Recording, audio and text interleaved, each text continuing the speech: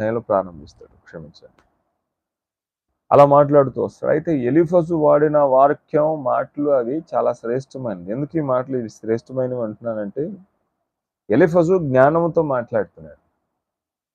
Eliphaz ఆయన యొక్క ప్రేమను ఎరిగిన వాడుగా మాట్లాడుతున్నాడు. లైక్ ఎలీఫజు దేవుణ్ణి అన్వయించుకున్న వాడిలాగా మాట్లాడతాడు. దేవుణ్ణి కూడా నమ్మిన వాడని అనుకుంటున్నాను, నమ్మిన వాడే అని నా భావన. ఎందుకంటే ఆయన దేవుని గురించి మాట్లాడిన మాటలు అది చాలా గొప్ప భక్తుల మాటలు అవి. యోబు గారికి ధీటుగా మాట్లాడుతున్నాడంటే అది భక్తుల మాట్లాడి మనం చూడవచ్చు. అయితే ఎలీఫజు మళ్ళీ ఇలాగ ప్రత్యుత్తరం ఇస్తున్నాడు, జ్ఞానం గలవాడు నిరర్ధకమైన తెలివితో ప్రత్యుత్తరం ఇయ్యదగునా. ఈ ఉత్తర ప్రత్యుత్తరములతో సమస్య ఎక్కడ? ఎవరికి?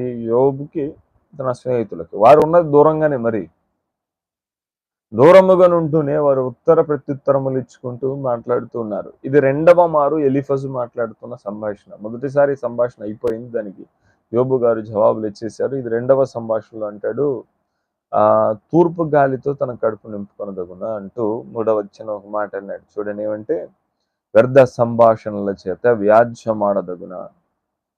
వ్యాజ్యం అంటే గొడవ కాదు.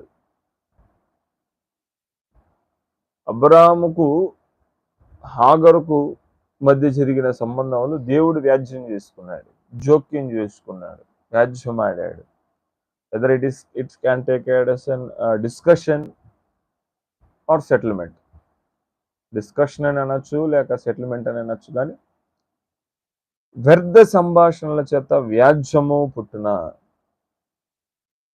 వ్యర్థ సంభాషణల చేత పాపం పుడుతుంది. నేటి దినాలలో మానవ సంభాషణలని వ్యర్థ సంభాషణలు అయిపోయాయి. పరిపూర్ణమైన దైవోక్తి కలిగిన మాటలు నేటి దినములలో క్రైస్తవులలో కనబడడం లేదు. దేవునికి సంబంధించిన మాటలు, దైవ కార్యములకు సంబంధించిన మాటలు, దేవుని ప్రేమకు సంబంధించినటువంటి ఆ దైవోక్తులు కనబడడం లేదు. ఒకవైపు ఒకప్పుడు ఉన్న ఆ ప్రళయ జ్వాల, అగ్ని జ్వాల, క్రైస్తవ హృదయాలు మండిన మంటలు నేటి దినాల్లో కనబడడం లేదు. కారణాలు, నా ప్రియుడు వీధుల్లో లేక నా ప్రియురాలు వీధుల్లో నిలిచేది కాదు అన్నాడు. వీధులలో ఎవరు ఉంటారు? రాజమార్గాల్లో ఎవరు ఉంటారు అంటే వేశ్యలు ఉంటారు.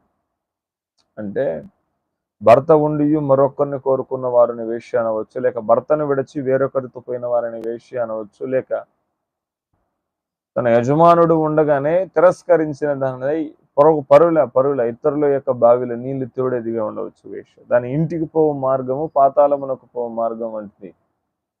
జాగ్రత్త స్త్రీతో నీవు జాగ్రత్తగా నుండుము, నీవు ఎన్నడూను తన ఇంటికి వెళ్ళవద్దు, అది లేతగా మాట్లాడును అని పరిశుద్ధాత్మ దేవుడు అనేక మార్లు జాగ్రత్త స్త్రీ గురించిన వివరణ ఉంది. మరి ఎందుకో నేటి దినములలో క్రైస్తవ జీవితం లేక క్రైస్తవ బోధకులు అటు తయారైపోయారు. ఎలా అంటే,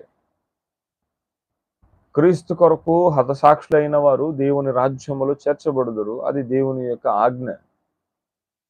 అది ఆనందములో ఉత్సవం జరుగుతుంది. హతసాక్షుల యొక్క మరణాలు, భక్తుల యొక్క మరణాలు. మరి వీధి రౌడీలాగా వీధుల్లో నిలబడి మాట్లాడడానికి ఈ సంభాషణలు మనది కాదు.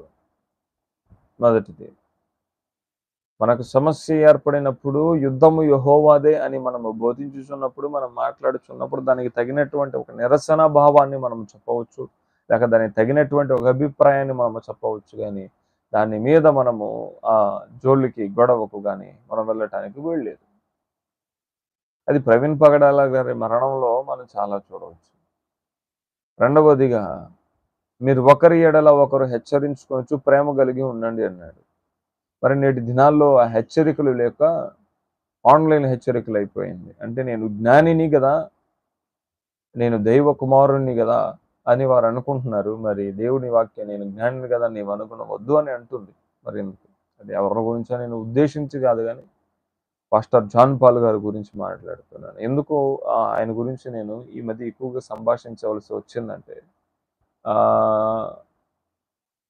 వన్ నైట్ స్టార్ అంటారు కదా, అంటే రాత్రికి రాత్రే స్టార్ అయిపోయిన వారు. అలాంటి వారిలో జాన్ పాల్ గారు ఒకరు, పాస్టర్ జాన్ పాల్ గారు. ఈ యూట్యూబ్లో ఈ వీడియోలే లేదంటే ఆయన ఎవరో, ఏ మూలకు చెందినవాడు, ఏ కోవకు చెందినవాడు, ఈయన క్రైస్తవుడు కాదన్న